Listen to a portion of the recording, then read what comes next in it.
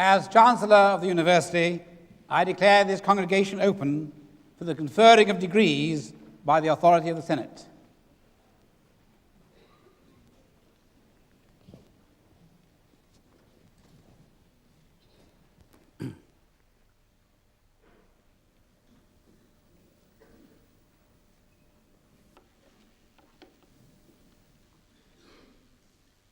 Chancellor, Lord Mayor, Chairman of the County Council, distinguished guests, ladies and gentlemen, it's a great pleasure for me as Vice-Chancellor of the University of Leicester to welcome all of you here today to this degree congregation.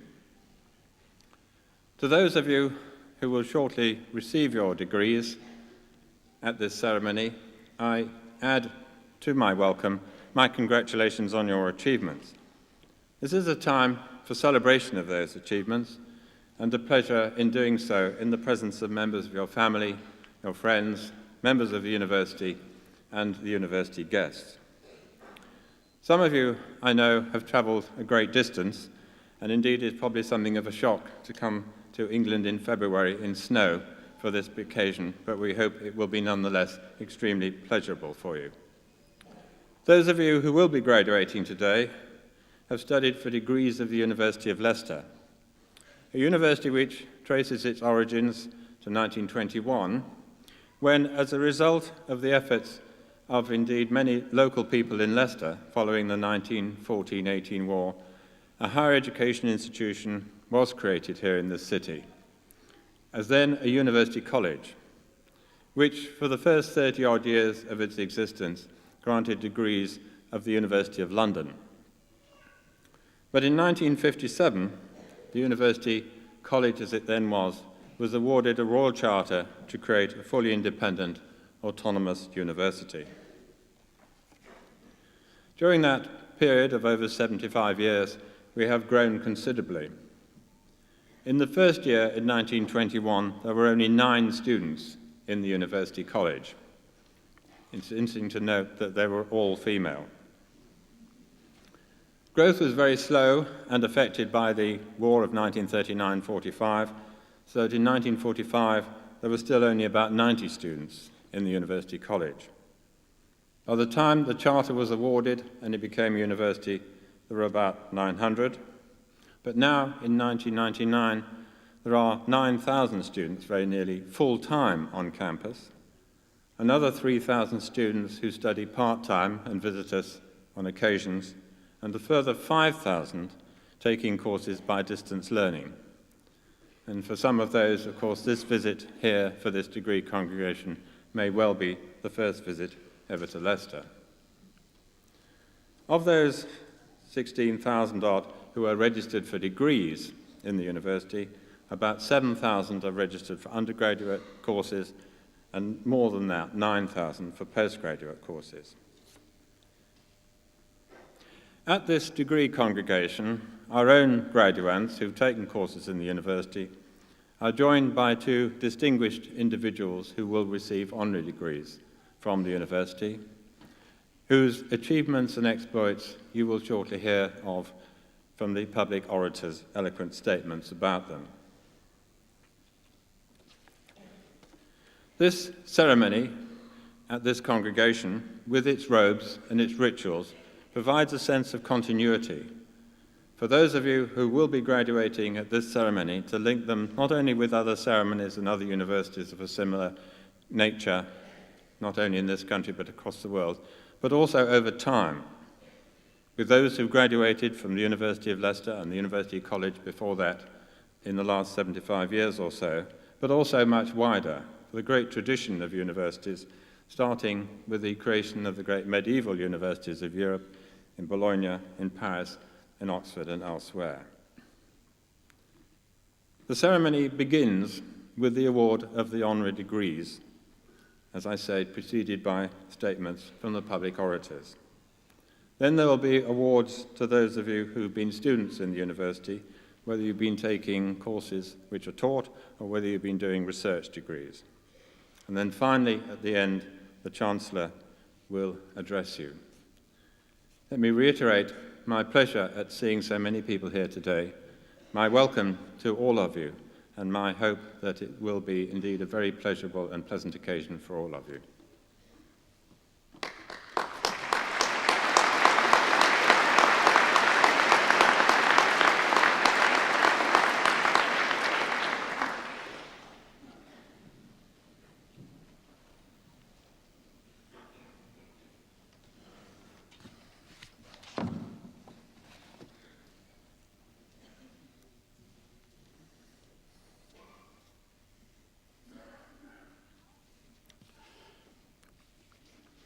As you pass from this hall back to the main site of the university, and if you walk by the road, glance to the right, about halfway along, and you'll see a new building, somewhat dwarfed by the medical school, but clearly identified by cheerful decoration outside. This building is the Richard Attenborough Centre for Disability in the Arts, and today we are marking and honouring the enthusiastic, distinctive, and largely voluntary contribution which our graduand has made to that development. If you were to call in, and I'm sure that you would be most welcome, you would find dancing, painting, sculpture, music, and an atmosphere of concentration and creativity. You may notice initially, but not for very long, that there were some wheelchairs about and some students with impaired sight and so on. But very quickly you will be taken into the feeling of activity and fulfillment abroad in the building. The only thing that matters to the occupants is not who or what they are, but what they are engaged in, what they are creating. Wonderful examples of what Ruskin called hand, head, and heart working together. It was the good fortune of this university, and subsequently of a lot of students, that Rachel Sullivan happened to be the right person in the right place at just the right time. Some 15 years ago, the Department of Adult Education decided to launch a project which brought together the worlds of arts education and of disability. And what was needed was someone with teaching skills, artistic ability, and the sensitivity, determination, and patience to release the creative abilities of those amongst us locked in by their disability. Rachel, born, as she puts it, with a paintbrush in her hand, had already a long-standing association with the work of the department, and she has subsequently devoted a large part of her life to the project's resounding success. In the early days, things were, to put it very mildly, difficult. There was not only the range of conceptual problems associated with developing activities and curricula in a hitherto uncharted area, but also a host of practical problems. Transport to bring students into the studio, and having got a dozen unsighted students onto the campus, how then to cope with the steps, first up and then down into the working area, which as an old kitchen was designed for anything but this. And who then was to exercise the guide dogs? Our graduand's response to all of these and more was that of the explorer Nansen, who saw the difficult as being that which takes a little time and the impossible as taking a little longer. Transport was found, as were volunteer dog walkers, and when the health and safety regulations really threatened the enterprise, it was Rachel who solved it by an amazing reach of the imagination and appearing with a portaloo. But this ingenuity was linked, and I use the term in the most complimentary of senses, with a disarming simplicity. Another way of putting it is single-mindedness. To our graduand, the activity should be developed and therefore had to be developed, no matter what the difficulties might be. And one is reminded again of Nansen, for Rachel Sullivan is indeed an explorer, who never left himself a line of retreat, regarding that as a wretched invention. Others associated with the venture, from the highest level to the most humble, might occasionally find themselves suffering from a loss of nerve. But, either cunningly or simplistically, it was always found that there was only one way to go, and that was forward. So, on the one hand, we pay tribute to the vigour with which our graduand overcame obstacles in those very early days of relative primitive conditions. On the other, we recognise the contribution she's made to the remarkable building over the road and to the set of ideas which inform it. She was a most active member of the team which raised the money. She talked, she travelled, she presented the case tirelessly. And sufficient people and bodies responded to make the development possible. So there now exists a widely admired, custom-built building which allows and encourages those with different forms of disability to express themselves in various art forms alongside others without those disabilities. Her experience, wisdom, and imagination has had an impact on the overall design of the building, and she contributed generously to the effort put into the architectural competition which brought the whole project to fruition. But it would be misleading to see the present centre as the only expression of her efforts. An explorer and proselytiser ever, she has throughout carried her message and the lessons she's learnt beyond the walls of the university. The remarkable Touch and See exhibition in the Leicester Museum has been followed by a series of lectures and seminars attended by museum and gallery curators from across the country. Social workers, nurses and others from the caring professions have been similarly made aware of the problems and particularly of the potentials and delights surrounding disabilities and the benefits to all of us from overcoming these problems and realising those potentials. She has acted as an advisor to East Midlands Arts on disability and arts issues, and the benefits of this may be seen throughout the region. She has worked with the Henry Moore Foundation, providing disabled workshops and seminars based on the sculptor's work. Her advice has been given to a range of bodies and local authorities from Middlesbrough in the north to London and Bournemouth in the south. There are now developments all over the country, and a significant movement is afoot. Our graduand may claim, despite her modesty, a large part of the credit for all this. John Bratby's view of a proper art student was of one who, as he puts it, wears coloured socks, has a fringe and a beard, wears dirty jeans and an equally dirty seaman's pullover, carries a sketchbook, is despised by the rest of society and loafs in a coffee bar. Our graduand's view does not accord with this. She sees us all as being art students, including the disabled among us. She benefits, maybe, from never having been one of those scruffy art students herself, and indeed she was educated to be a neat and tidy scientist. But we all benefit more from her generosity of spirit, which sees the artist in all of us, and from her efforts, which have allowed the team of which she was a member to turn a vision into a reality.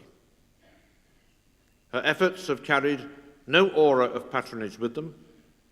While she recognises that creative endeavour is, to a large extent, an exploration of ourselves and should be open to everybody, she is also concerned that for so long, society at large has denied itself access to the talents of the disabled. Her efforts have not just been on behalf of the disabled, but on behalf of all of us. So she cares, and cares a great deal. Indeed, it is most appropriate to apply to our graduand the title of one of the courses she ran, called Creative Caring. The one characteristic above all others which has enabled Rachel Sullivan to play such a significant part in overcoming all difficulties has been her single-minded focus on the needs of her students. Dating from the time when she first arrived in Leicester and volunteered to read to a blind student, to her move back into her own studio and to her beloved cats in 1997. On this occasion, we would like, just for once, to focus on her achievements and to recognise publicly her selflessness. She's not only played a significant part in the development of the Richard Attenborough Centre for Disability in the Arts, but she has opened doors and windows for many by pioneering this area of teaching. And she has, through her national work, ensured its wider and future development. Mr. Chancellor, on the recommendation of the Senate and the Council, I present Ira Rachel Helena Sullivan that you may confer upon her the Honorary Degree of Master of Arts. Madam, I bid you the degree of Master of Arts. You're welcome very much. Congratulations.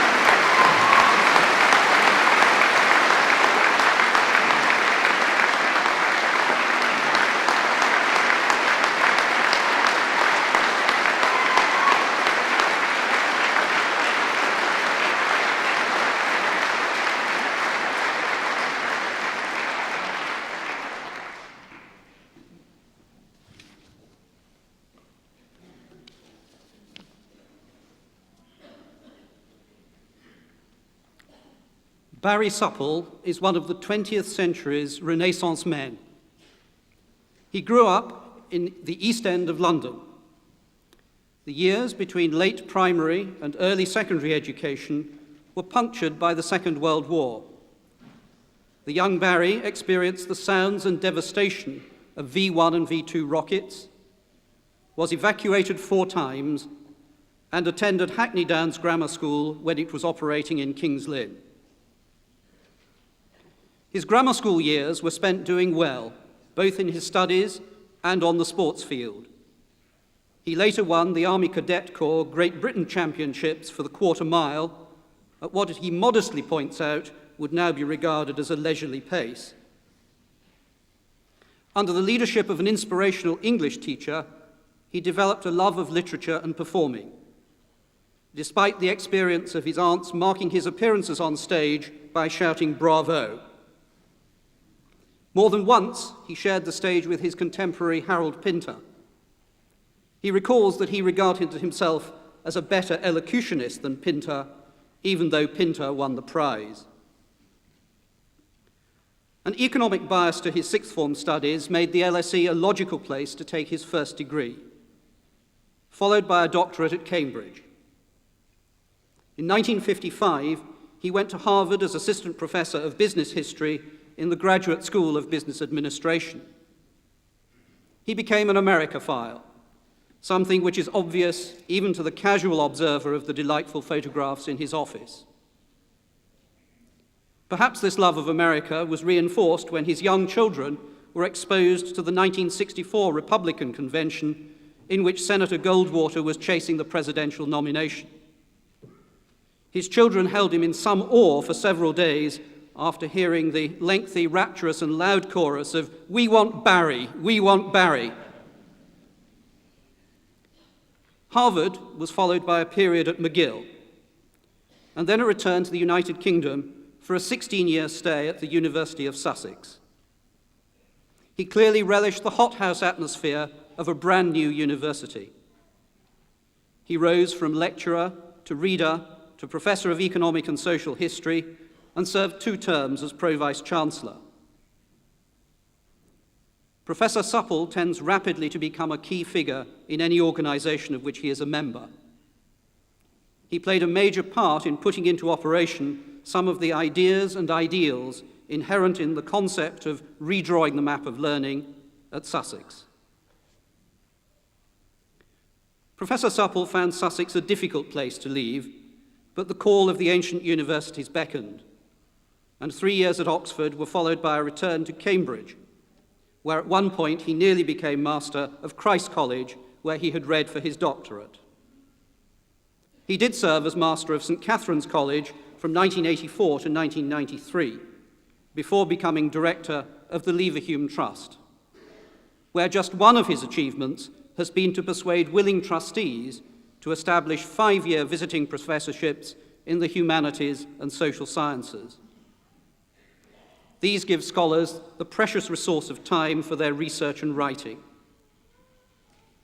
In 1987, he became a Fellow of the British Academy and served as President of the Economic History Society from 1992 to 1995.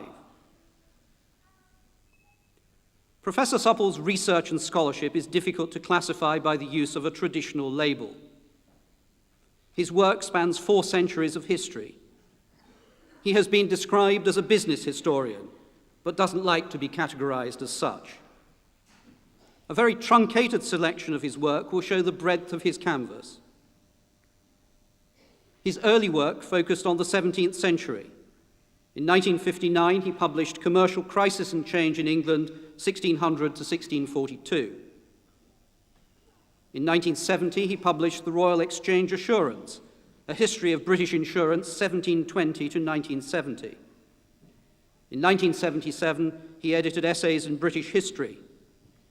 In 1987, The History of the British Coal Industry, 1913 to 1946, which is subtitled The Political Economy of Decline. In 1993, his presidential address to the Economic History Society was titled Fear of Failing, Economic History and the Decline of Britain.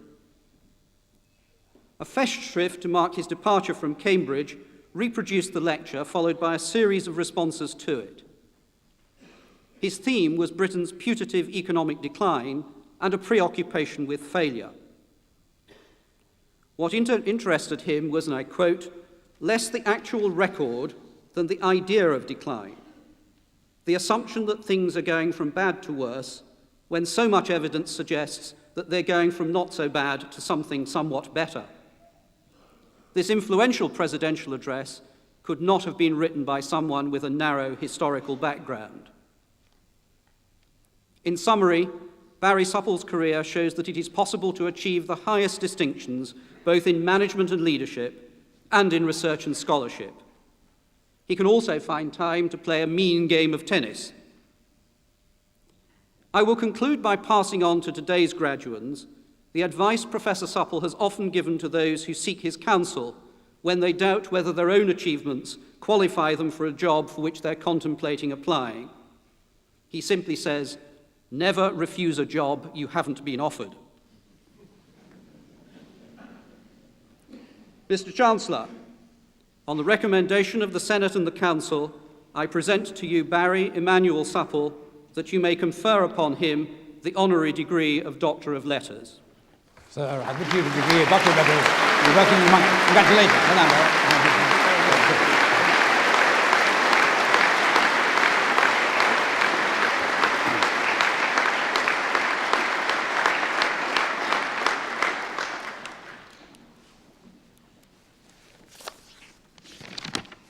Chancellor, Vice-Chancellor, ladies and gentlemen. My active university career spanned almost 40 years, and in that time, as you may imagine, I sat through a good number of degree ceremonies and must have listened to the equivalent of 2 or 3 encyclopedia of cliches from honorary graduands.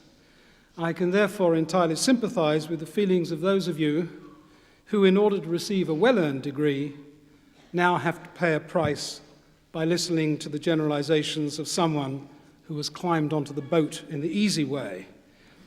But let me assure you that the price is not very great. The Vice-Chancellor was quite firm, unwontedly firm, in warning me to speak for only 2 or 3 minutes, and I've already used up a good part of that abstemious allowance. Even so, I will not leave without making 2 points. First, I think I can say in all sincerity how much Mrs. Sullivan and I value and are gratified by the great honour which the University of Leicester has paid us today. As the number of universities grows, the award of an honorary degree is obviously less rare than it used to be, but it is no less of an honour, no less a flattering gesture to be welcomed into a distinguished academic community. In recent years, British universities suffered much from scarce resources and superabundant regulation.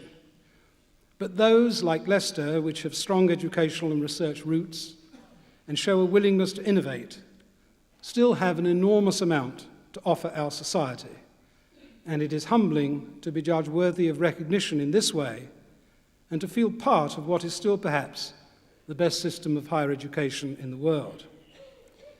Of course, like most realistic honorary graduands, I know that I don't deserve such an honour. But then I also feel like the comedian Jack Benny, who on receipt of a Hollywood prize once said, "I don't deserve it, but then I've got arthritis and I don't deserve that either."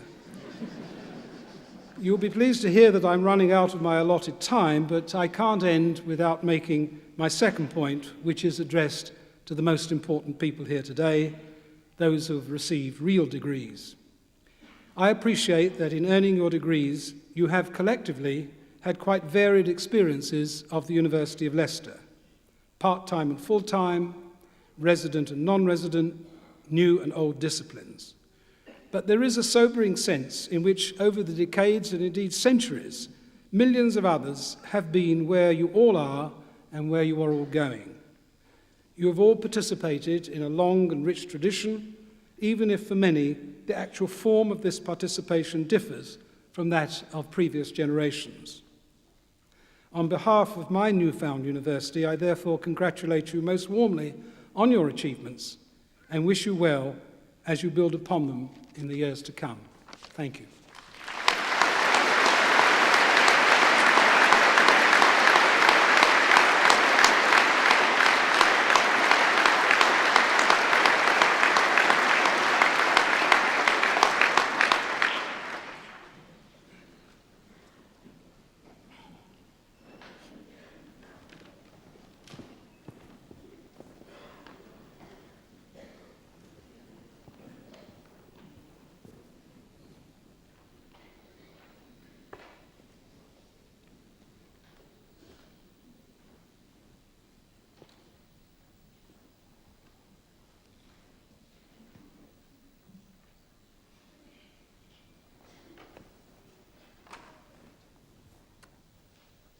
The graduands in the Faculty of Arts will be presented by the Dean, Professor Pearce. Will all graduands in the faculty please stand?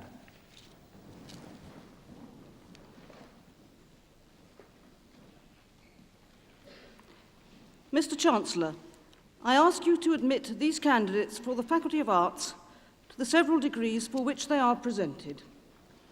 Graduands of the Faculty of Arts, by the authority of the Senate, I admit you to the several degrees for which you are presented.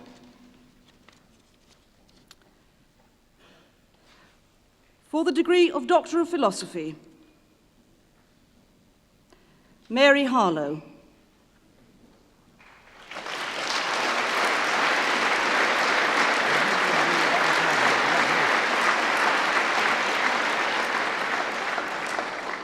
For the degree of Master of Philosophy, Dorothy Fox.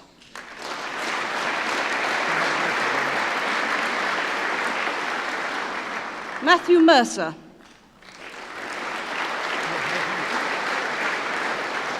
Craig Sisson.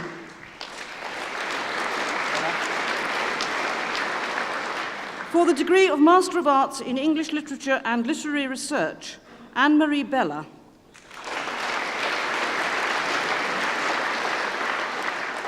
Natalie Pritchard.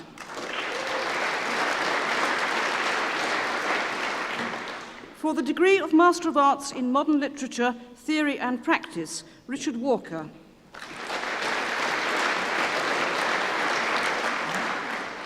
For the degree of Master of Arts in Museum Studies, Susan Fell.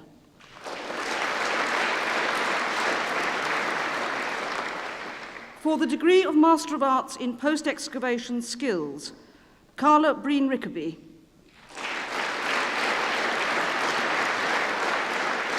Chris Clay. Jane Ellis. Andrew Hall. Jodie Humphrey. Charlotte Isherwood. Stephanie Knight. Wendy Scott. Stuart Watley.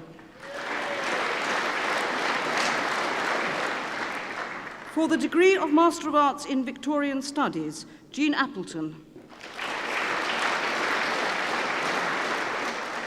Colin Cheney. Tomoko Hashino. Patricia Horton. Anne Kearns. Helen Peel. Joanna Spry.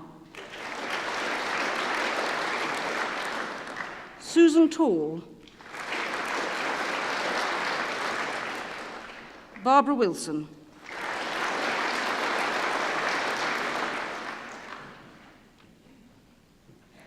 Mr. Chancellor, I ask you to admit to the several degrees for which they are presented by my faculty those candidates who are absent.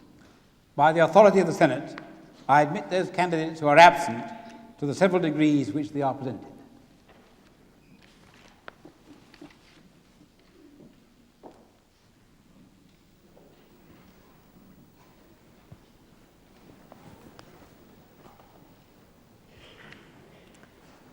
Graduands in the Faculty of Science will be presented by the Dean, Professor Holloway. Will all graduands in the faculty please stand?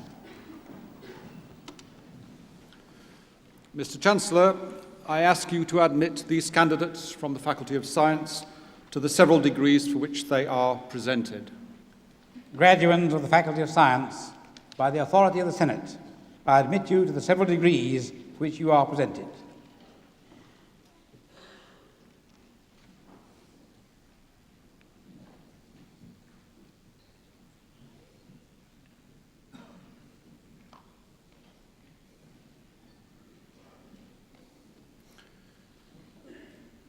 For the degree of Doctor of Science, George Fraser.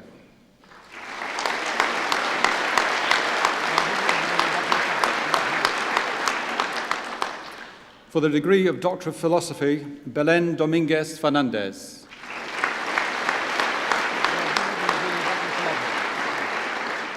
Alberta Dovidio. Martin Durrell. Carsten Maple. Timothy Roberts. Gary Small. Robin Smith. Keith Soul. Mark Tucker. For the degree of Master of Science in Earth Observation Science, Eamon Butler. Stephen Donegan. Paul Elliott. Anita Heward. James Mowbray. Ralph Pinnock. Mayur Sudra. For the degree of Master of Science in Geographical Information Systems, Jonathan Clare. Mark Corbyn. Andrew Corcoran. Andrew Gill. Adrian Henson. Peter Langmaid. Simon Lutman. Ruth Matthews. Jill McCoy. And John Monkman. Keith Morrison. Pauline Morrow, forgive me. David Mountain. Evelyn Taylor. And Sarah Wingrove. For the degree of Master of Science in Mineral Exploration, Benjamin Bryant. And Hannah Mumby. For the degree of Master of Science in Molecular Genetics, Natasha Coyle. Will King. Christos Michaelidis. Arturo Perez Rendon. Zoteria Zima. Thomas Verakis. For the degree of Master of Science in Systems Engineering, Sebastian Monnier. And Francis Noon.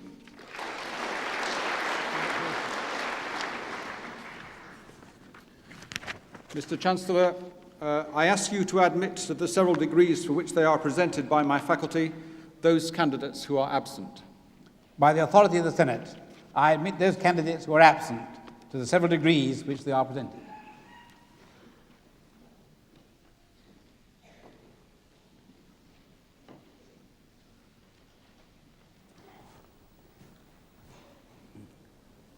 The graduands in the Faculty of the Social Sciences will be presented by the Dean, Professor Pyle. Will all graduands in the faculty please stand?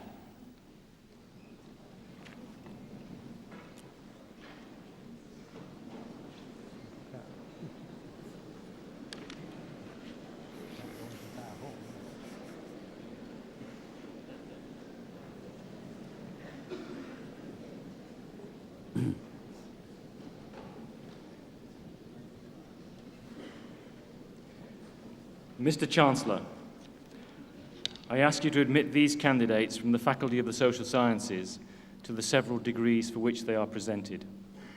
Graduands of the Faculty of the Social Sciences, by the authority of the Senate, I admit you to the several degrees which you are presented.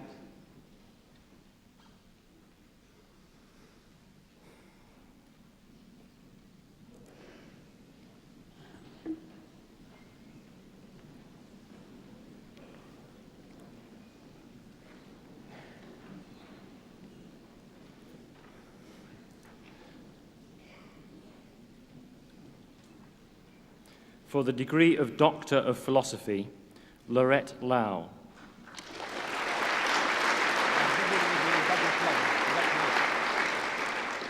Calvinda Shields.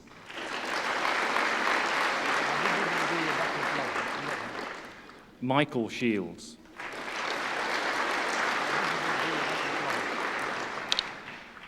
For the degree of Master of Arts in Business Analysis and Finance, Panayotis Kaparonis.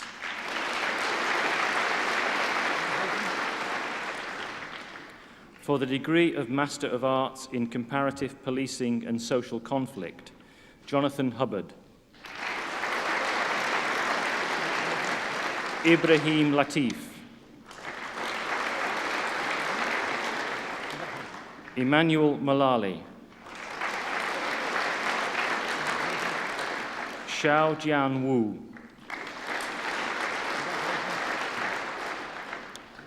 For the degree of Master of Arts in Criminology, Katie Andrew. Sophie Andrews. John Blick. Louise Cadwell. Shan Cross. Deanne Dunkley. Sarah Jane Eldred. Gordon Frew. Peter Fussy. Helen Grindle. Ulfat Kausar. Matthew Langhorne.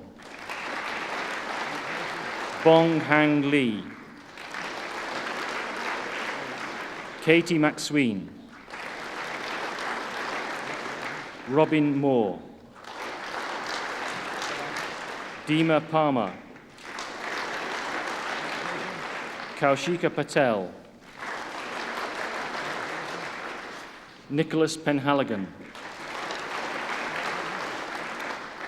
Martin Potton, Bethany Smith, Bhavna Such, Jennifer White. For the degree of Master of Arts in Diplomatic Studies, Helena Gaetani, Emmett Giltrap, Marion McLennan,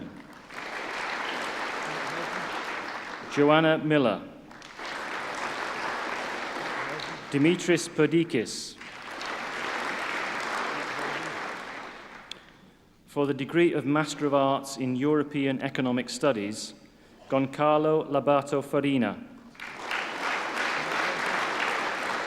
Gita Vara. For the degree of Master of Arts in European Politics, Matthew Godfrey, Baha Turman. For the degree of Master of Arts in International Relations and World Order, Simon Blee.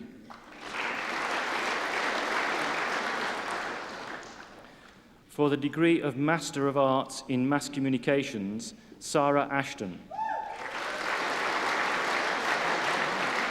Susan Beardsmore, John Brooks, Colin Chapman, Malvina Korpai, Neil Franklin, Tom Gormley, Andrew Hitchcock, Vijay Ananda G. Awira, Elizabeth Justice, Wata Nipon Karyon Prasad, John Keenan, Mary Kelly, Bryony Kay, Maruf Kawaja, Margarita Kondopulu, Joanna Kulaki, Chia Young Liu, Barbara McLennan, Craig Menzies, Aditi Mitra, Gillian Palmer,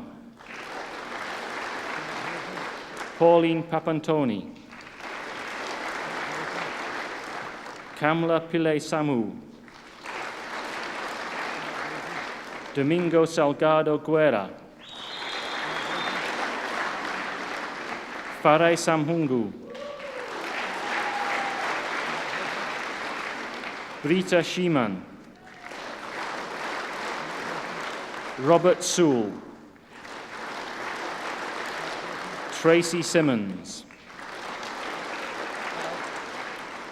Oleinki Sogbison, Stephanie Tan, Danaya Tuchanok, Elizabeth Vanderstock, Clifton Wise, Chun Wu Yang. For the degree of Master of Arts in Public Order, Jill Cathles, Stuart Durkin, Akili Osman, Martin Silstra, Gregory Smith, Lloyd Wells. For the degree of Master of Arts in Social Work, Aldina Hughes.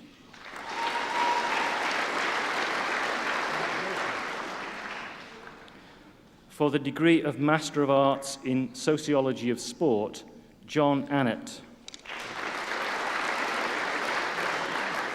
Mark Annett. Paul Geenan. David Hindley. Alistair Love. Kevin Pitcher. Haruyuki Yamanaka.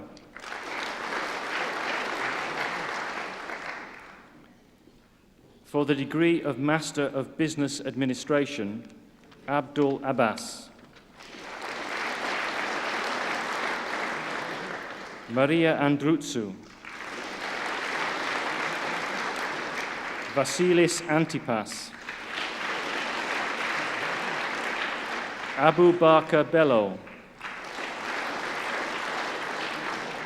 Ian Brown. Kuo Yu Chang. Ming Kung. Stephanie Ethel. Si Wee. Omid Farzand Rezai. Lydia Garifalu. Kulvinda Gatore.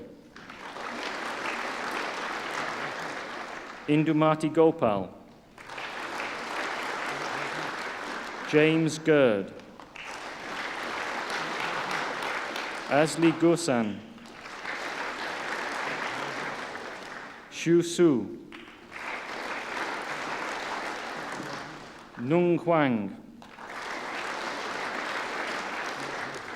Shi Huang. John Hughes. Dardang Irawan. Christina Carla. Elijah Katse. Mohammed Khan Hamdam.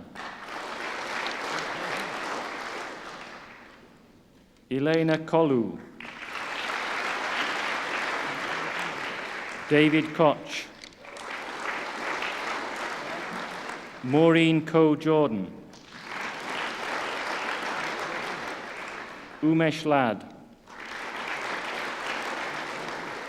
Wang Lai. Venetia Laskari. Chun Lee. Wai Mun Lim. Chin Lin. Xu Chuan Lin. Ting Lin. Wun Liu. Andrew McCarthy. Paul Mikolev. Satish Najjar Singh. Sao Kuen Ng. Kun Ong. Zeynep Ozenchi. Yogendra Patel. Yu Pong. Olutomi Phillips. Tosin Phillips. Anne Pollard. Ellie Pranoto. David Probert. Saeed Rizvi. Joanna Scruton. Sun Shi. Ganindran Sinathamba, Hugh Sullivan, Young Sung, Tanvira Saeed, Hock Tan, Raymond Tang, Daniel Udonsak, Christopher Waite, Yi Wan, Lan Wang, Matthew Ward,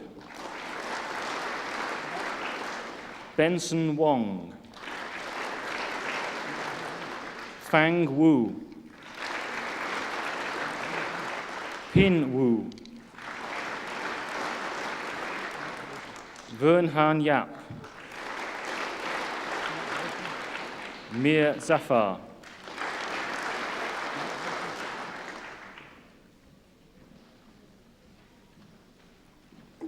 for the degree of Master of Business Administration, Finance, Emmanuel Adiku, Ravinder Bardan, Solomon Dyke, Shahid Iqbal, Pratish Kataria, Adiwali Olawali, Isaac Osei, Maria Sakarapoulou, Sardar Singh, Eddie Tan,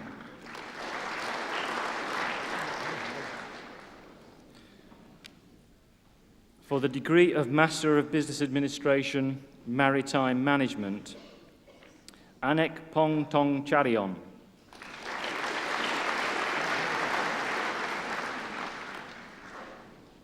for the degree of Master of Business Administration, Marketing, Kathleen Chung,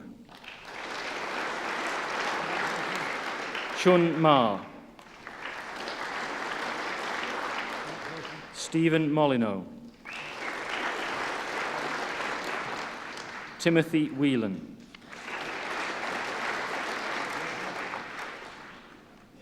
For the degree of Master of Business Administration, Supply Chain Management, John Champion,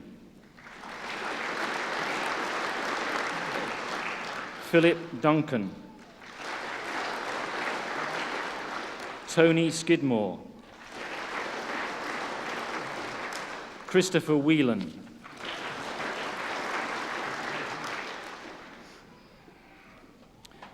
for the degree of Master of Science in Criminal Justice Studies, Donald Buntain, Angelis Chan, Kim Hambley, Celine Hayes, Mary Humphreys, Neil Hunter, Paul Hilton, Anne Jasper, Danny Lee Frost, Andrew Meller, Robert Sharp, Roma Walker, Ian Waters, Mark Webb,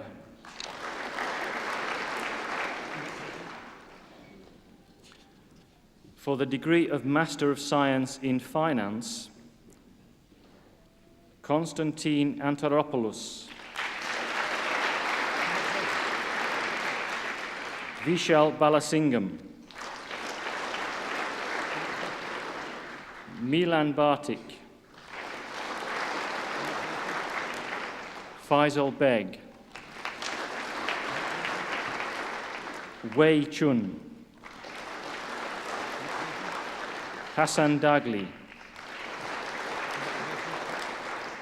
Oliver Dawley, Justin Dorr, Georgios Gavrilidis, Neil Gunsel, Xenophon Hatsikiriakou, Paul Jithira, Mustafa Hussain, Gosda Enel,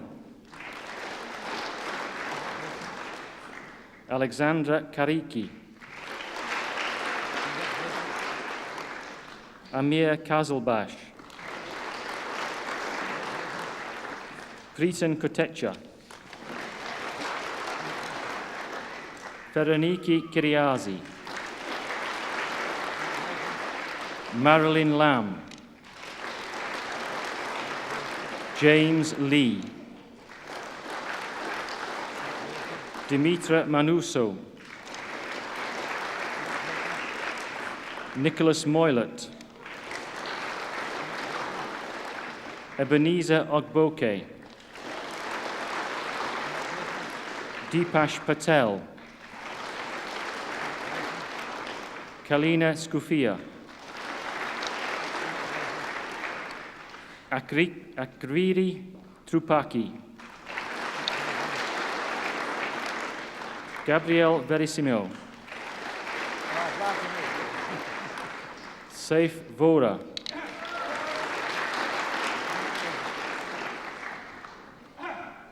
for the degree of Master of Science in Marketing, Philip Balfe, Anjala Farmer, David Frost, Sergio Graminos, Sharma Gunes, Vea Hita, Eleni Cocchini, Thalia Costaridi, Jennifer Lusted, Mervyn Pang, Gabrielle Passini, Evangelia Pavlidou, Jayashri Raval, Lee Richards, Navjot Sidhu, Monica Sondi, Isara Supak Wachira Kun, Zoe Tritsarolis, Jenny Wright, Kirsten Yates,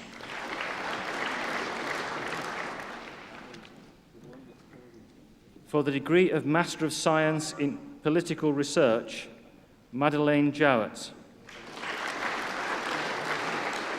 Laura Keeley, Alexandra Marsh, Darren Morley, for the degree of Master of Science in Security Management and Information Technology, Tariq Al-Hassan, Mohammed Haji Mahadi, Nelson Marim, Martin Ronberg, Bob Wright, for the degree of Master of Science in Social Research, Halima Aslam, Audrey Coleman, Matthew Cunningham,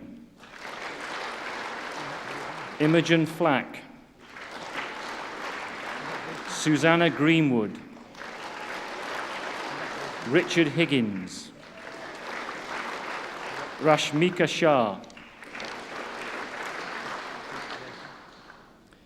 For the degree of Master of Science in Sociology of Sport and Sports Management, Michael Glynn. Philip Jones. Nigel Lynn. Zoe Mavroinos. Graham Parker. Simon Ray. Kelvin Shooter.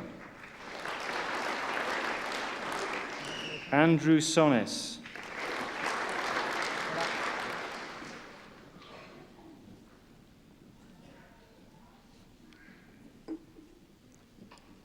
For the degree of Master of Science in the Study of Security Management, John Ansell. Eric Barber. Terence Burns.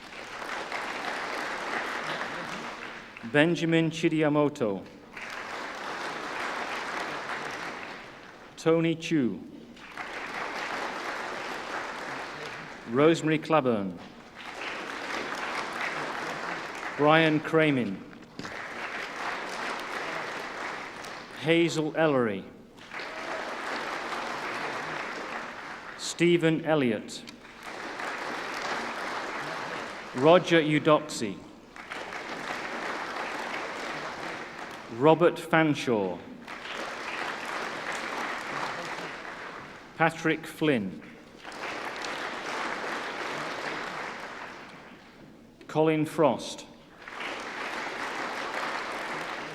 Michael Grace. Richard Hartley. Nigel Horsfall. John Knight.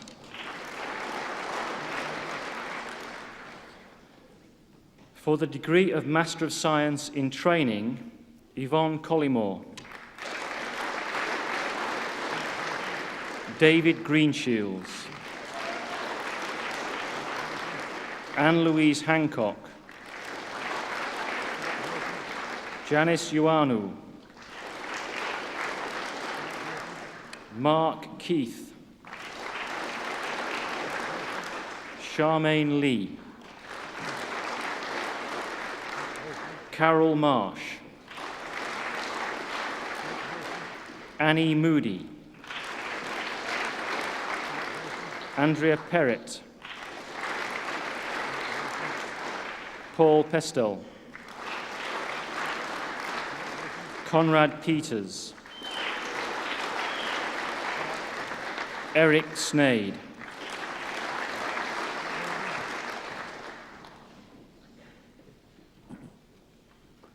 For the degree of Master of Science in Training and Human Resource Management, Sandra Agnew. Clinton Devine. Simon Evans. Paul Grant. John Jolly. Nadia Kyriakidou Papakaralambous. Kim Ng. Jerry Robbins. Sunny Surit, son of E.C. Janadaran.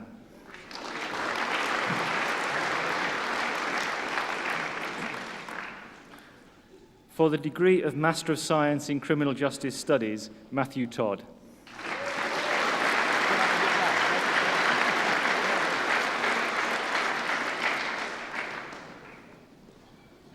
Mr. Chancellor, I ask you to admit to the several degrees for which they are presented by my faculty those candidates who are absent. By the authority of the Senate, I admit those candidates who are absent, to the several degrees which they are presented.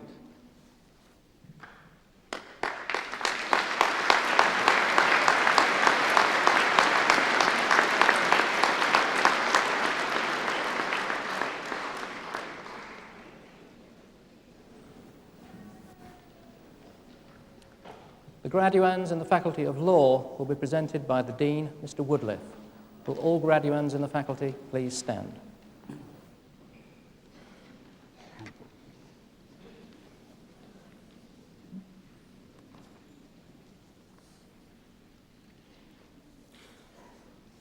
Mr. Chancellor, I ask you to admit these candidates from the Faculty of Law to the several degrees for which they are presented.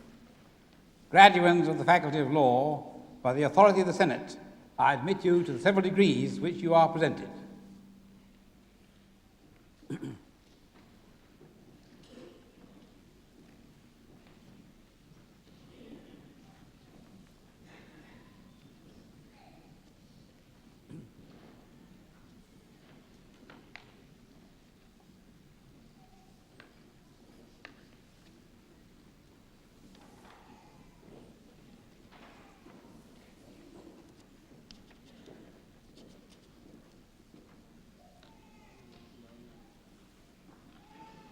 For the degree of Doctor of Philosophy, Rana Sattar.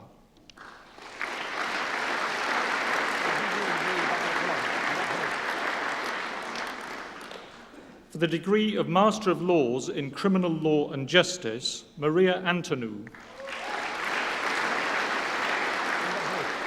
Madeline Cook. Sally Kidd. Andrew Medlock. For the degree of Master of Laws in European and International Trade Law, Maria Adamidou. Alexos Dimitrakopoulos. Stephen Hart. Stefan Horn. Hans-Peter Lerchner. George Papadakos. Nicole Pop. Vanessa Reichart. Harpreet Sandhu. For the degree of Master of Laws in Human Rights and Civil Liberties, Suha Chan. Quentin Goodwin. Victoria Prey. David Wright.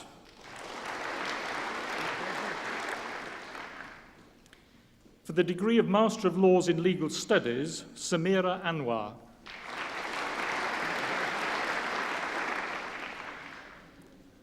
For the degree of Master of Arts in Human Rights and Civil Liberties, Angela O'Shea.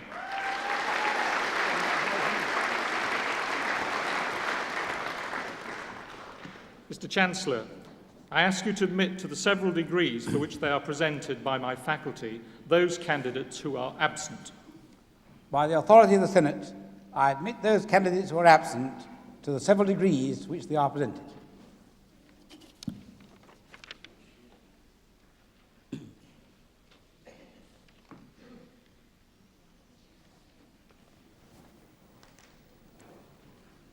The graduands in the Faculty of Medicine and Biological Sciences will be presented by the Dean, Professor Harris. Will all graduands in the faculty please stand?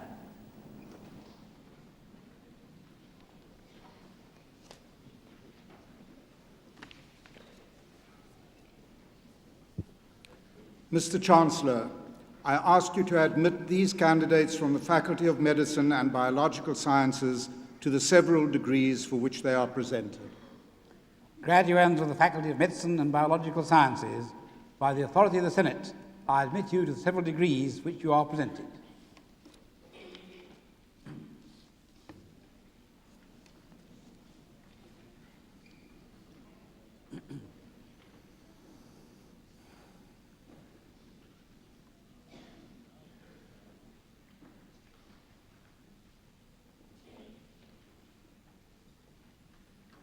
For the degree of Doctor of Medicine, Elizabeth Goyder.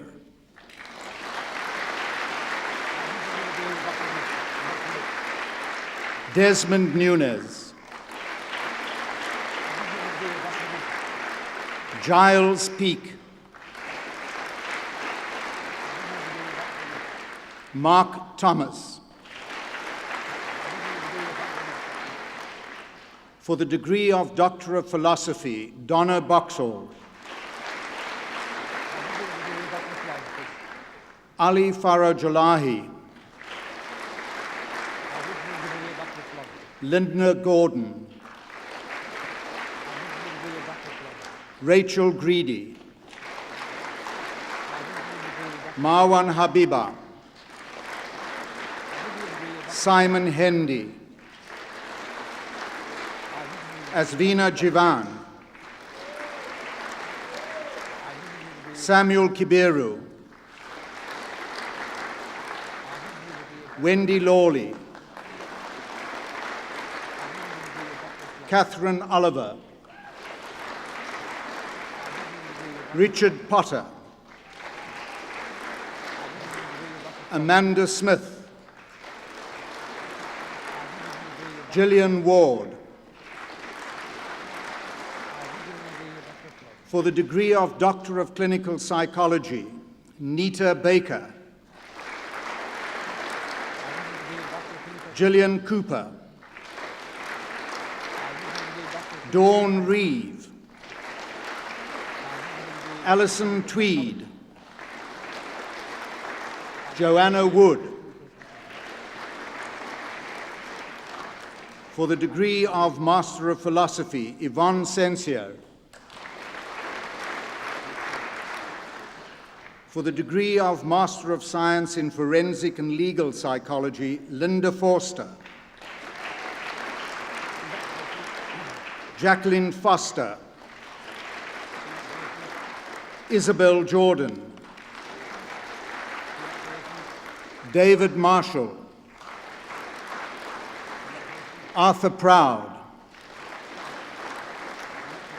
Kate Spokes. Linda White. Michael Wilbert. For the degree of Master of Science in Forensic Psychology, Sarah Adams. Jonathan Orty. Naomi Budd. Heidi Carnell. Carol Hill.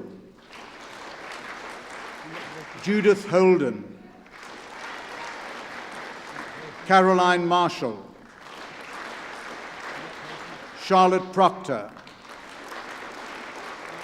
Dale Ricketts. Anne Williams. For the degree of Master of Science in Medical Statistics, Natalie Collier. Gillian Hunter.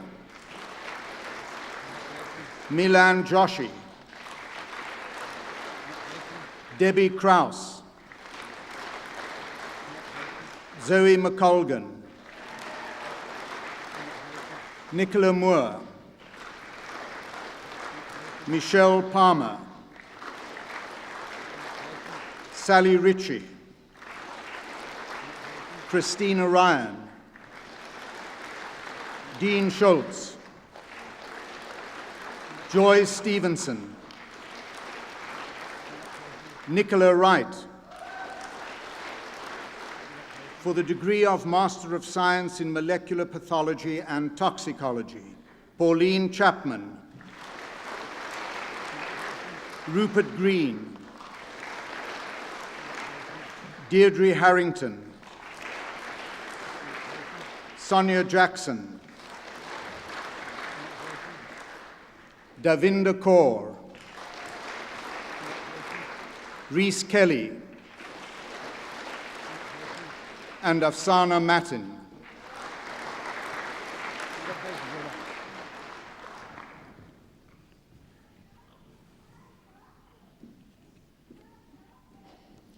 Mr. Chancellor, I ask you to admit to the several degrees for which they are presented by my faculty those candidates who are absent. By the authority of the Senate, I admit those candidates who are absent to the several degrees for which they are presented.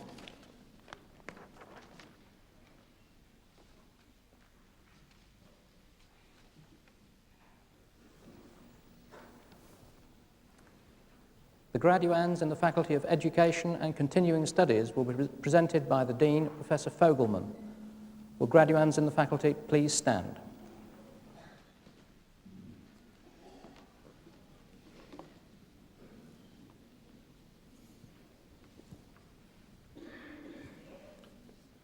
Mr. Chancellor, I ask you to admit these candidates from the Faculty of Education and Continuing Studies to the several degrees for which they are presented.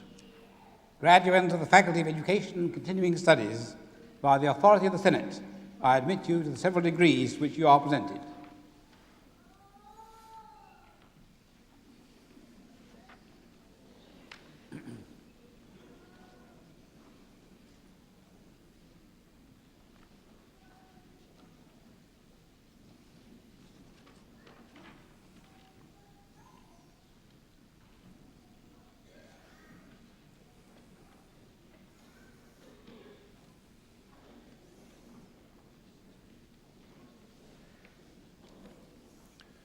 For the degree of Doctor of Philosophy, Samira Al-Saad.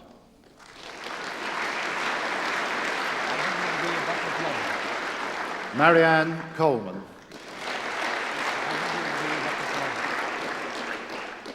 For the degree of Doctor of Education, Penelope Deneen.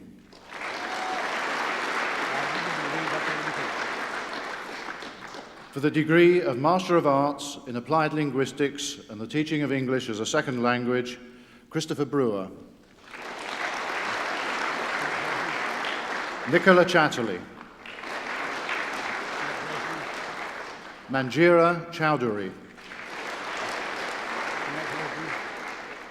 Jalpa Ruparelia. Zarina Suban. For the degree of Master of Arts in Professional Studies in Education, Penelope Cook. Jacqueline Leach. Sheila Pennington. Christopher Salisbury. For the degree of Master of Business Administration in Educational Management, Susan Breach. Ludmilla Gibbon. Richard Glasby. Samuel Kachumbo. Elizabeth Miles. Teresa Parkinson. Susan Pettit. Pamela Wooding.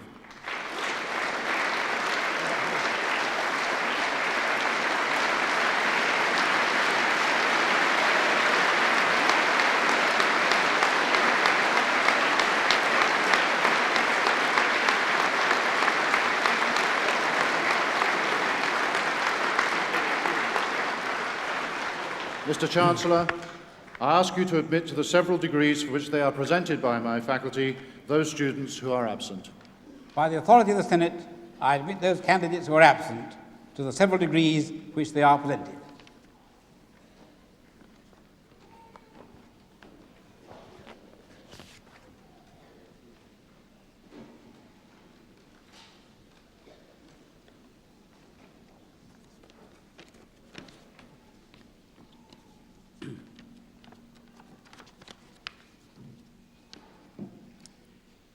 Let me begin by congratulating our new honorary graduates.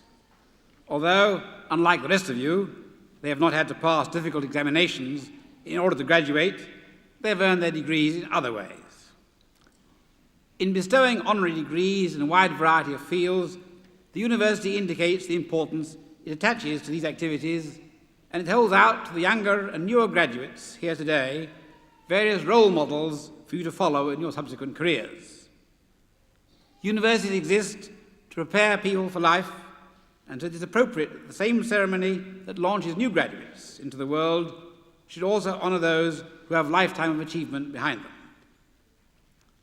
In the summer graduation, at the end of the academic year, we deal with a large number of undergraduates who are completing their first degree. This winter ceremony is specifically for those with higher degrees, and when it was first instituted, the numbers were modest and the Chancellor had a relatively easy time, not many hands to shake. But in the past few years, the situation has changed dramatically, as you can see. The numbers have grown very fast, and the Chancellor is now fully employed. The University of Leicester now has one of the highest percentages of postgraduate students of any UK institution. Many of these students come from overseas and are taught at a distance. Coming to Leicester for this graduation may be the first time they have seen the university, and I extend to them a particularly warm welcome. Many of our overseas students come from East Asia, from Hong Kong, Malaysia, Singapore, Taiwan. As we all know, a severe financial crisis affects many of these countries. This has led inevitably to financial hardship for the students involved. The university is very sympathetic. It has done all it can to help. In particular, it has developed a bursary scheme, other forms of financial assistance for students from these countries. It is in all our interests that financial barriers should not prevent the free flow of education and learning. The graduation ceremony today is an occasion for celebration for all those involved. First of all, you, the new graduates, who have had to work hard and diligently to succeed. But this is also a happy occasion for your families and friends who have provided moral, emotional, and financial support through difficult times. Worthwhile knowledge is never acquired without substantial struggle. And I'm sure that all of you, in different ways, have had to depend on others to see you through. The university itself takes pride in your achievements, and in particular, your teachers, many of whom will be in this hall today, will be pleased to see that their efforts have not been in vain. Seeing so many young students here reminds me of my own student days. It's a chastening thought that it was just 50 years ago, in 1949, that I went up to university. Since that time, I've been associated with many universities, both in this country and abroad, and I've come to appreciate what great institutions they are. All over the world, their numbers constantly growing, universities play a vitally important role. They are a source of creative thinking, where accepted wisdom can be challenged and modified. They produce the next generation of educated citizens, exposing them to new ideas, providing guidance and encouragement. The aim is to turn out independent adults, equipped to embark on the increasingly complex pattern of life that we now face. In earlier eras, and even today in some parts of the world, political or religious orthodoxy stifles dissent and originality. In the freer atmosphere that is now more prevalent, such pressures have diminished, but the need for critical, independent thought is as necessary as ever. We may not have so many generals and bishops to tell us what to think, but newspapers and television are there instead, providing an envelope of conventional thinking which may be even more difficult to pierce, a fog rather than a prison. As we come to the end of the 20th century and prepare for the new millennium, this university, like others, will have to prepare for further change and development. This task will essentially fall to a new team which will be leading the university. This year, a new chairman of council, John Foster, was elected to succeed Sir Edward Nixon.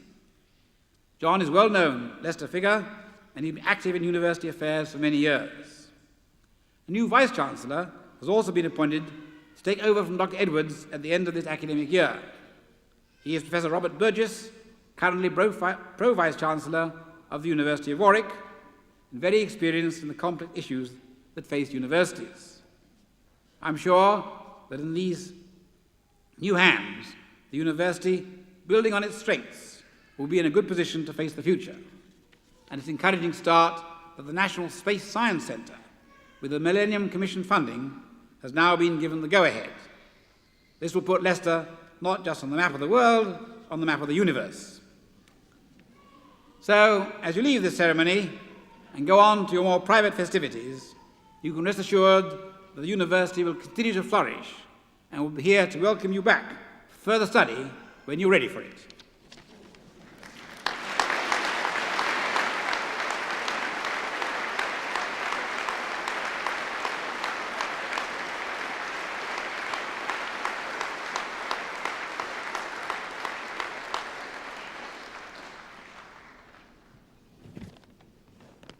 I now declare this congregation at an end.